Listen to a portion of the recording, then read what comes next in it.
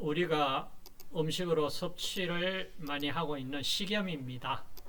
자, 식염 분석을 위해 가지고 우리가 다음 실험을 해야 되는데, 자, 우리가 6대 영양소에 대해 가지고 지금 이제 이론적인 바탕 그리고 실험까지 연결할 수 있도록 하자. 지난 시간에 우리가 회분, 수분, 조지방, 자, 이건 무게 분석으로 화학 저울을 이용해서 무게 분석으로 가능하다.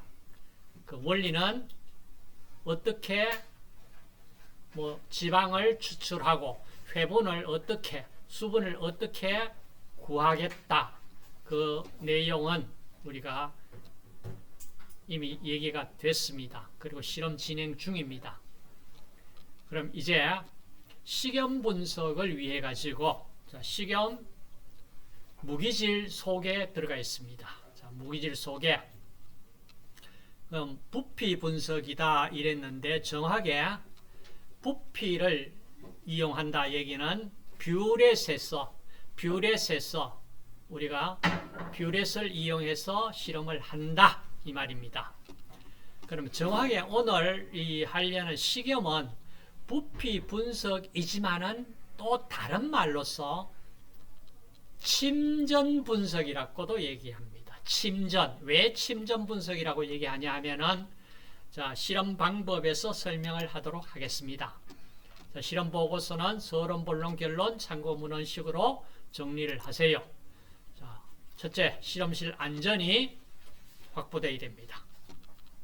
오늘 이 실험을 하기 위해서는, 다음 주 실험을 하기 위해서는, 자, 간장을 시료로 준다. 이러면은 간장에 들어있는 식염, 그래 간장 이외의 다른 실험에 방해가 될 수 있는 물질은 좀 제거를 하고 실험을 하는 것이 좋습니다.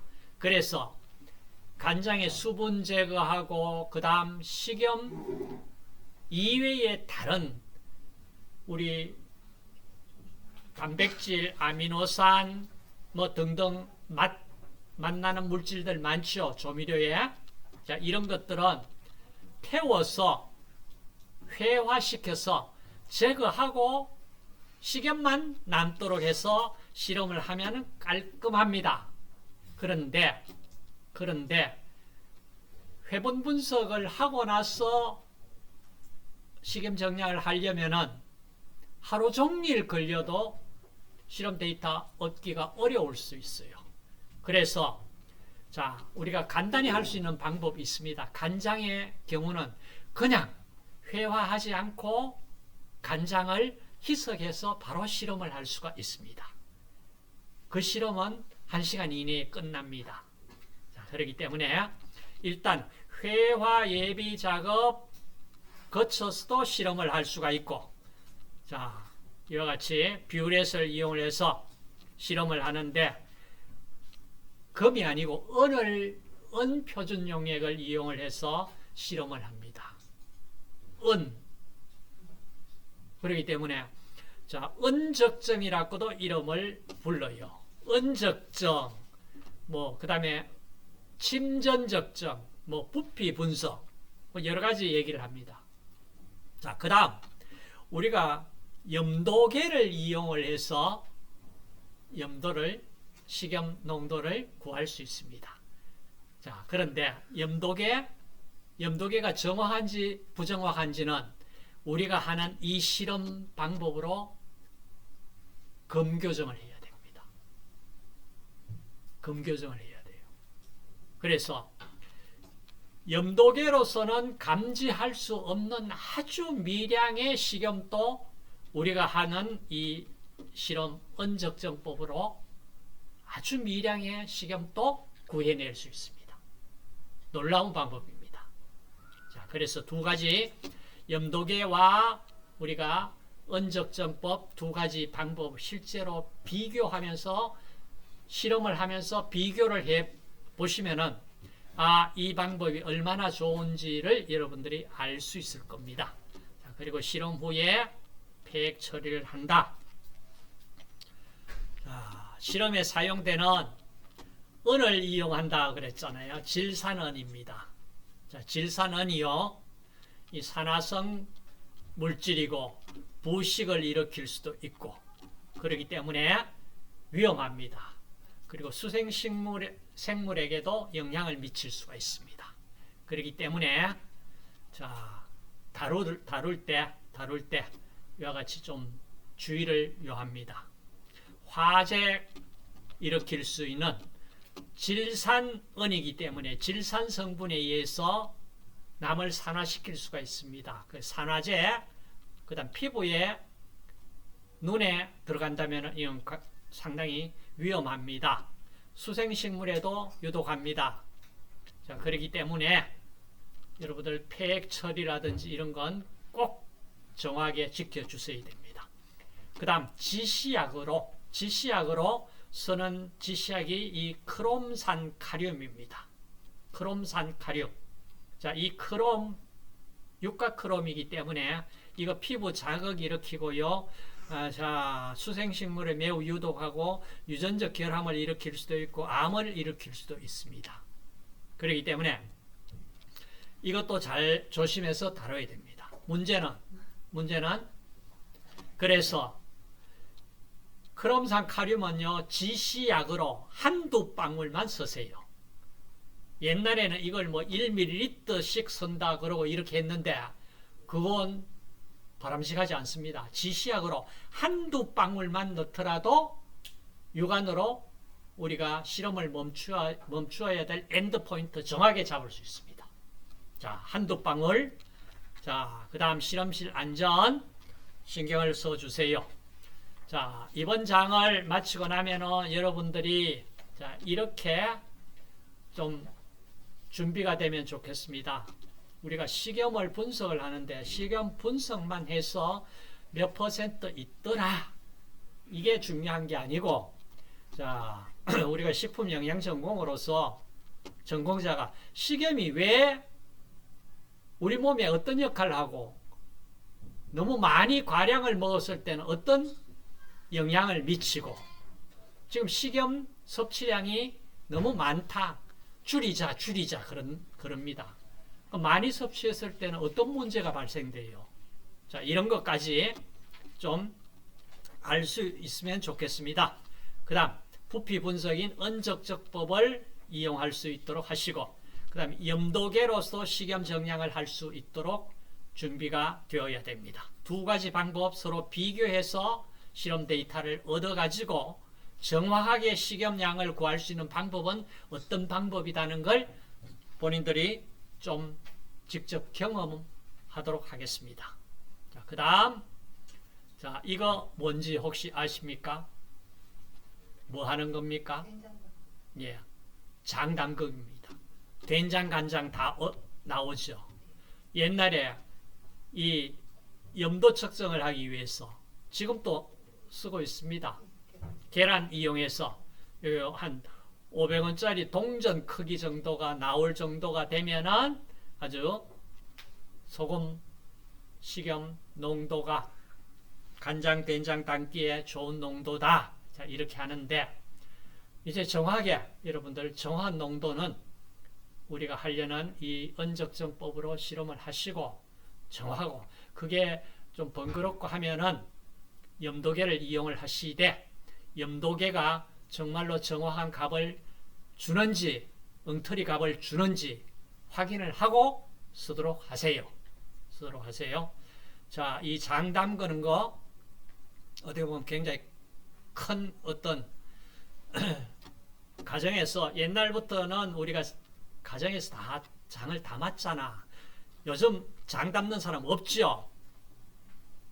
그런데 우리나라에서 가장 오래된 음식 관련 책이 이 산가요록이라는 책이 있습니다.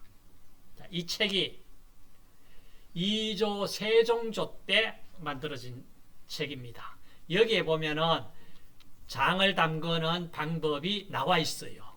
자, 이걸 내가 가지고 왔는데, 자, 이 방법 한번 보세요. 굉장히 정성이 많이 담겨 있는 장 담그는 방법입니다. 놀랍죠? 다음 식염이 무엇이 문제인가? 식염 섭취 안 하면은 우리가 어떻게 될까? 생명 유지가 안 됩니다. 식염이 우리 몸에서 만들 수 있는 것도 아닙니다. 100% 외부에서 섭취를 해야 됩니다.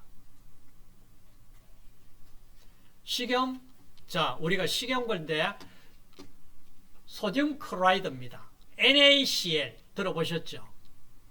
소듐 클로라이드. 식염은 소듐, 다른 말로 영어로 소듐이고 독일어로는 나트륨입니다. 우리가 나트륨 그런데 영어로는 소듐이라고 이름을 부릅니다.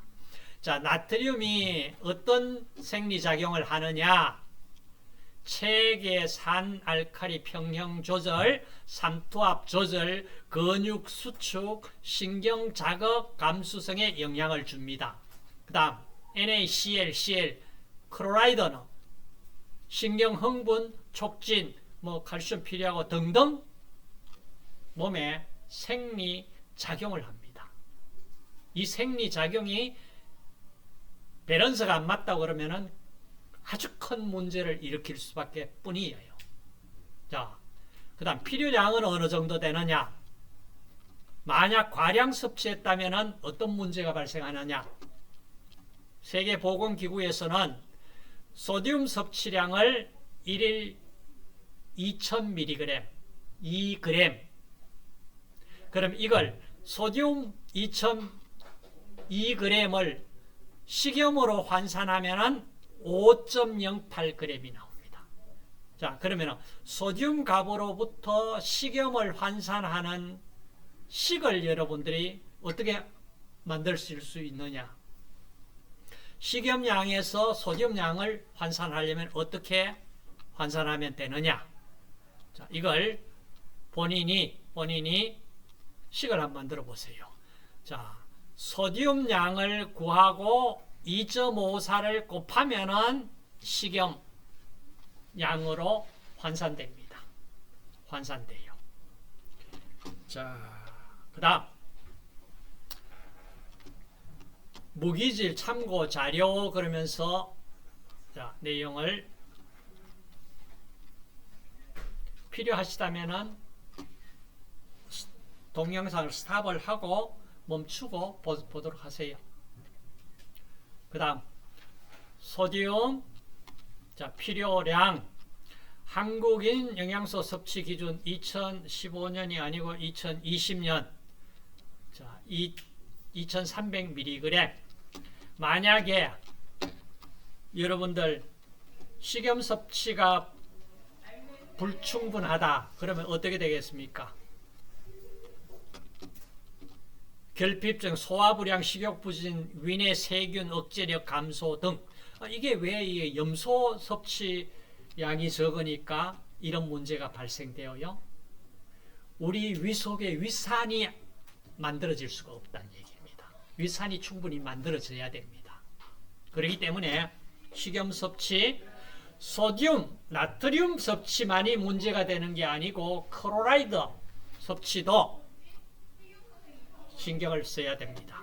자, 그러면 이제 식염을 어떻게 분석할 것이냐? 분석하는 방법이 자, 부피 분석으로 은적정법, 정확히 은적정법 이 적정 방법은요. 은이 식염이 소듐 NaCl이잖아. 물에 녹으면은 소듐 양이온과 클로라이드 음이온으로 이온화가 됩니다. 그러면은 식염을 정량을 하려고 그러면 소듐, 나트륨 양을 구하든지 클로라이드, 염화이온 양을 구하든지 구해야 됩니다. 그러면 우리가 실험하는 부피 분석은 은 표준 용액과 클로라이드, 그러니까 NA가 아니고 Cl 염화이온이 은과 반응을 해서 염화은 침전이 생깁니다. 그래서 침전적정이라고 그러는 이름으로도 불려진다. 자, 이 내용입니다. 근데 여기에 침전 이 은적정법에서 지시학의 종류에 따라 가지고 이와 같이 세 가지 방법이 일반적으로 존재합니다. 모아, 볼하드, 파잔스법.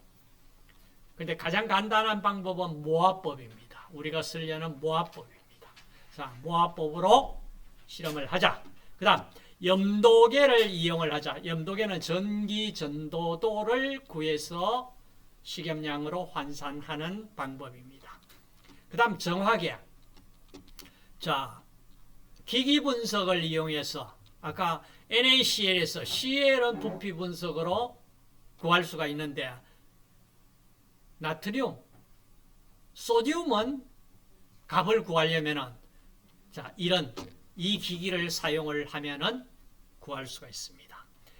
원자 흑광광도포 AAS 혹은 뭐 ICP-AES 뭐 이렇게 이런 기기들이 있는데 자, 이런 방법을 이용을 해서 구할 수 있다.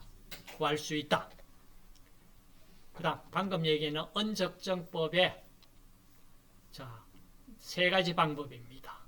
모아법, 볼하드, 파잔스법. 자, 볼하드, 파잔스법, 모아법 무슨 차이가 있느냐? 자, 지시약이 모아법에는 K2CrO4, 크롬산 카륨. 그 다음 볼하드법은요, 질산산성에서 과량의 염화은을 표준 용액을 넣어 놓고 염화은 침전 제거하고 그리고 지시약으로 철이온을 지시약으로 넣고 SCN 표준 용액으로 다시 적정을 합니다. 이걸 역적정이라고 얘기를 합니다. 상당히 번거롭죠. 한 번이 아니고 두 번 이렇게 적정을 해야 되기 때문에 좀 번거롭습니다만은 굉장히 정확한 값을 제공합니다. 그 다음 파잔스법은 형광지시약을 사용을 하는 방법입니다. 형광지시약. 자, 그러니까 자, 모아법만 있는 것이 아니고 볼하드 파잔스법도 있다는 걸 생각을 하시고 자, 실험기구는 앞에 보이는 자, 이런 실험기구 그 다음 시료 여러분에게 주어집니다. 그러면은 자, 보세요. 시료를 취해서 화학저울로 취해서 표준 용액 시료 용액을 만들었습니다. 자, 이거 회화 안 하고 바로 희석해서 사용 가능하다 그랬어요. 바로 만들었어요. 그리고 바로 적정을 합니다. 적정하시기 전에 보세요. 지시약을 넣고 나니까 이런 노란색 띄고 있다가 은적정을 하고 엔드포인터 종말점에 이럴 때는 이와 같이 PB 색깔로 변합니다. PB 색깔. 전체가 PB 색깔이 싹 보일 때 실험을 멈추어야 됩니다. 계속 더 표준 용액을 첨가를 하면은 할수록 아주 진한 PB 색깔로 바뀝니다. 그러니까 한참 엔드포인트가 지나간 경우입니다. 자, 그래서 만약에 회분 실험을 하고 식염 시료 용액을 만들어야 된다면은 자, 회분 실험 과정을 거치세요. 자, 그다음 자, 이 실험 방법이 여러분들 식품산업기사 시험 과제입니다. 자, 여기에 있는 이 부분은 전체 공개된 자료입니다. 공개 자료입니다. 비공개 자료가 아니고 공개 자료입니다. 자, 여기에 회분 정량 실험하고 식염하고 같이 한 세트로 두 실험을 마치면은 각각 30, 60점입니다. 그리고 미생물 40점. 자, 이렇게 해서 100점 만점에 60점 이상이면은 합격이다. 자, 여러분에게 주어지는 직업 재료 목록 한번 보세요. 자, 회분 정량의 라면, 뭐 유산지, 간장, 식염 정량의 간장, 그 다음 0.02노말 질산은 표준용에 역가 표기되어 있습니다. 그 다음 여과지. 여과지는 왜 필요하냐? 나중에 혹시 어떤 이물질이 있고 이러면은 여과해야 될 경우가 필요하다면 사용하면 됩니다. 그 다음 크롬산, 카륨, 페놀프탈레인, 필링 시약 이 세 개 중에 여러분들이 지시약을 선택할 수 있느냐 없느냐 세 개를 동시에 줬습니다. 그냥 간장 실험을 하는데 페놀프탈레인 지시약을 썼다. 그러면은 그건 완전히 큰 치명적인 오류지. 데이터 값이 안 나옵니다. 맞죠?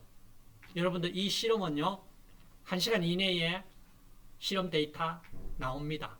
그렇기 때문에 내가 실험한 데이터 가지고 데이터를 기록하고 계산을 해야 됩니다. 그렇기 때문에 엉터리 지시약 잘못 쓰면은 아예 데이터가 안 나와요. 나올 수가 없잖아.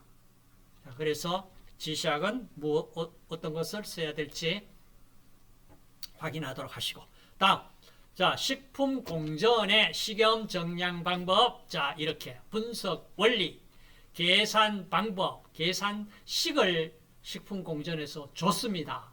줬는데 이 식을 외우기 전에 왜 이 식이 만들어져 나오는지를 여러분들은 아셔야 됩니다. 자, 그걸 식을 만들 수 있도록 하세요. 자, 그 다음 회화법은 가회화법, 나직접법. 자, 회화법을 안 쓰고 직접법으로 가능하다. 자, 회화법에 따라 시료를 취해서 물로 희석하여 여기에 물 그러는 건 그냥 수돗물 쓰라고 그러는 게 아니고 정유수입니다. 수돗물 속에서도 식염 성분이 들어있습니다.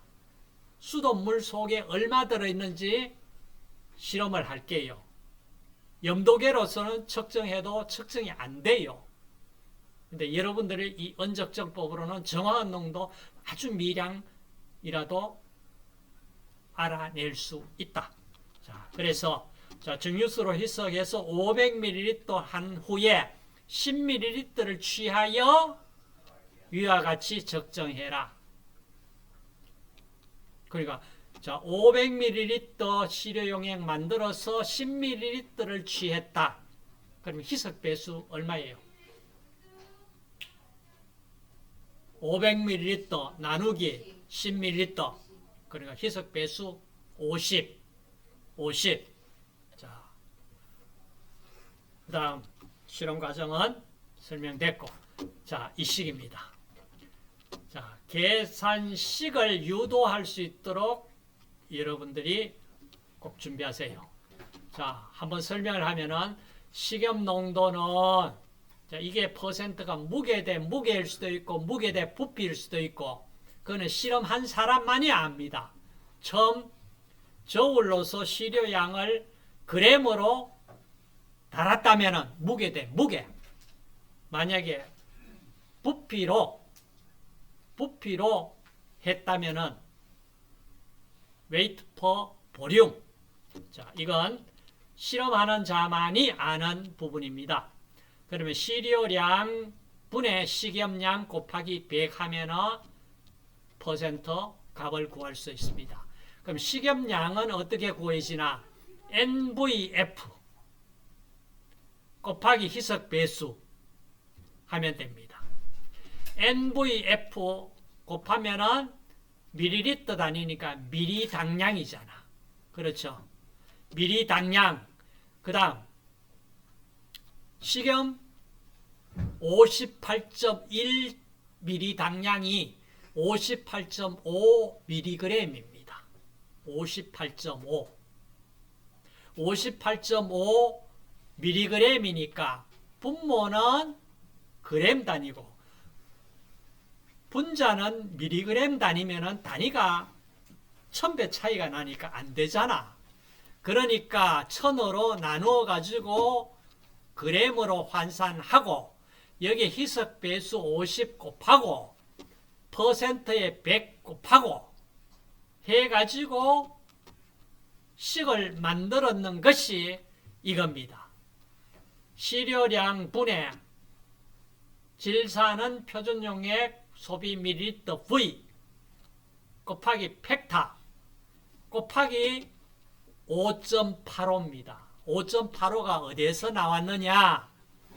0.2 노말 58.5 곱하기 희석배수 50 나누기 1000 곱하기 100 해가지고 5.85가 나왔습니다. 그 말입니다. 자, 이렇게 설명해 줬는데 여러분들은 자기 것을 만들기 위해서는 본인이 유도해야 됩니다. 본인이.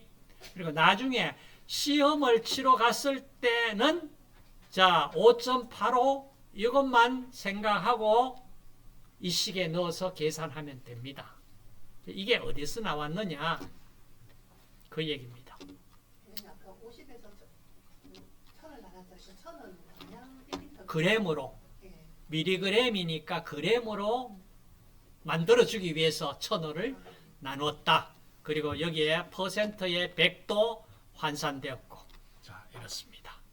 그 다음 자 이렇게 시료량 그 다음 0.02 노말 질산은 표준용액 소비 밀리리터 희석 배수 해서 식염량 퍼센트 농도 구하시고 그 다음 비고란에는 앞에서 얘기했듯이 식염 중에 소듐양 그 다음 소듐양으로부터 식염량 구하는 식 자, 이걸 소듐 원자량 23 클로라이드 35.5 자, 이 값을 가지고 본인이 구할 수 있도록 자기 것으로 만들어 주세요. 자, 그리고 실험 결과 가지고 본론, 결론 맺도록 하십시오. 자, 그다음 나트륨 정량 식품공전에서 원자 흑광 강도법에 따라 시험한다 이렇게 나와 있으니까 참조하세요.